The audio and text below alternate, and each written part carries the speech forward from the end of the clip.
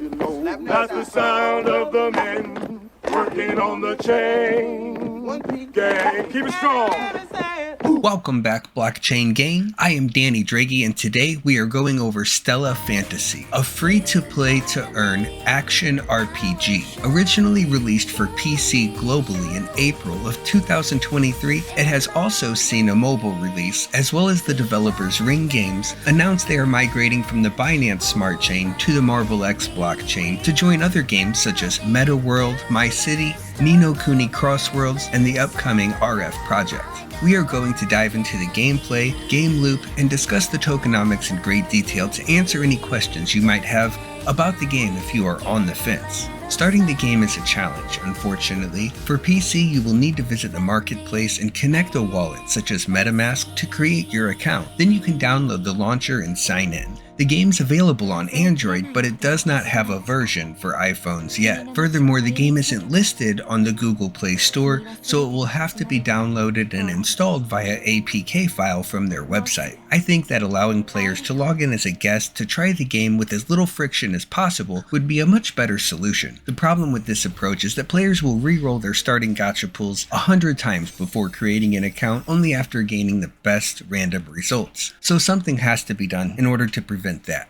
Remember that since this is a blockchain game, purchases are often impossible to refund. If your account becomes compromised or you forget your password or key phrase, the developers may be unable to assist you in recovering them. So please keep your private information private and safe. The token for the game is under the ticker SFTY, and we will go in depth about the economy later, but I wanted to mention it now so you know what we're referring to as we go over the game's progression system. Firstly, when talking about the gameplay mechanics, I want to mention that this game is very story driven. The developers have gone out of their way to get you, as the player, to care about your team by learning about their personality and desires. Expect the game to play out more like an interactive graphic novel or anime with tons of exposition, where short gameplay sessions are often found between multiple 5-minute long dialogue scenes reminiscent of the Fire Emblem series of games. If you are not the type of player to get involved in the story and you like to skip cutscenes and dialogue, you might want to skip this game altogether. The action combat has you switching between up to 4 different waifus outfitted with weapons, gear, and pets waiting to be crafted and upgraded. Each has an active ability and ultimate ability, as well as a team ultimate that charges up over time. After awakening these honeys, they will also gain passive abilities that help them both on and off the battlefield.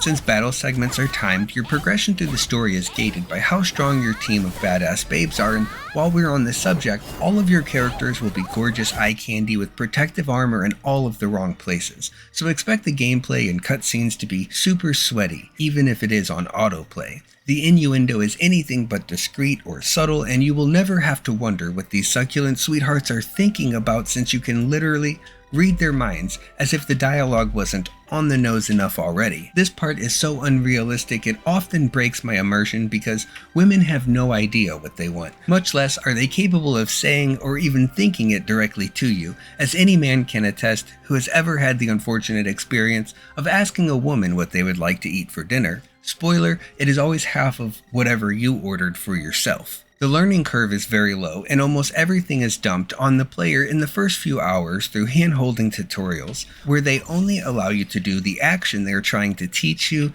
and then force you to move on to the next tutorial. This takes away the discovery and experimentation players have on their own, and deprives them of the ability to feel smart from an intuitive tutorial designed to minimize reading and maximize playing around. When comparing active play versus idle play, active players have the advantage of using AoE abilities at opportune times, dodging high damage abilities, kiting, and reviving downed allies. Since at least 75% of your team is being controlled by AI at any given time, I would advise you to focus all of your progression that you can on one bursty thirsty broad early, and manually control that specific significant other to maximize your effectiveness. Outside of combat, you have a village of comedic NPCs ready to do your bidding, most of which are time-gated progression loops designed to keep players from burning through content, unless they're willing to pay for progression. New pets or characters can be obtained through gacha tickets, which can be bought with gems or through completing quests and achievements. Gems are the game's premium currency. Outside of the story campaign and NPC town, you can invade abyssal rifts, which are either PvE boss rush, seasonal leaderboards,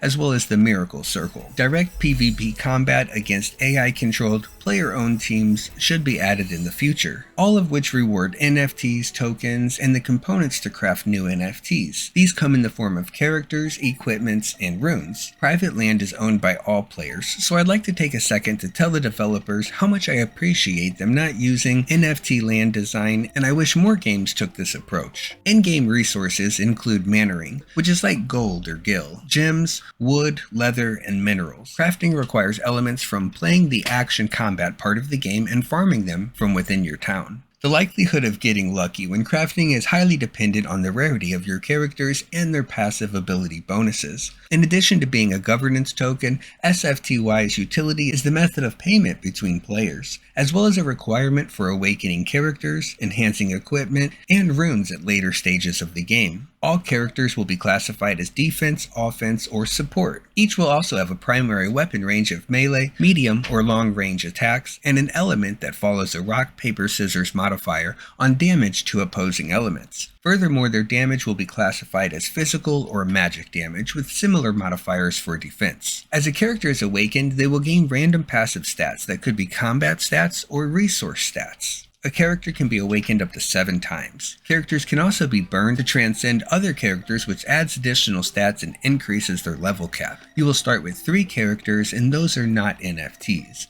But all characters gained beyond that point can be minted into NFTs at a cost and sold on the marketplace. Character NFTs can also be staked in the game to empower your team's ultimate ability called the Stella Strike. When they are staked, they cannot be sold on the marketplace and have limited in-game availability, but they can be unstaked at any time. While the 1 billion token supply cap is reasonable, unfortunately only 38% of the token distribution is slated towards rewards on a 6-year unlocking timeline, with 6.4% unlocked at launch. I would consider anything under 50% a slow rug or parasitic tokenomics, as it would have to be one of the most successful games in the history of online games to be sustainable for any significant length of time. If you want to grab some Stella Fantasy tokens, you may from Gate.io or MEXC, both of which are hard or impossible to use from the United States. Full disclaimer, I'll probably hold some of these tokens or NFTs earned from playing the game, and I'll probably sell them if I decide to stop playing the game once they're absorbed into the MarbleX ecosystem and I can exchange them freely. Of course, these are my opinions and not financial advice, and I'd be interested in hearing yours, but nothing would be more helpful than trying the game out for yourself and giving the developers your feedback, or reporting any bugs or exploiters found within the game. Remember that these are live service games, and their design is constantly evolving. The direction it takes is largely up to the loudest members of the community. So become an active member and advocate for the changes you would like to see in the games you enjoy playing the most. And don't forget to like and subscribe so we can do this again sometime. Yeah, Mr. Laser. Here it comes. Here it comes. You will be destroyed. You're going The down. explosion will be of extraordinary magnitude. Just hang on. It takes a while. Oh God, my back!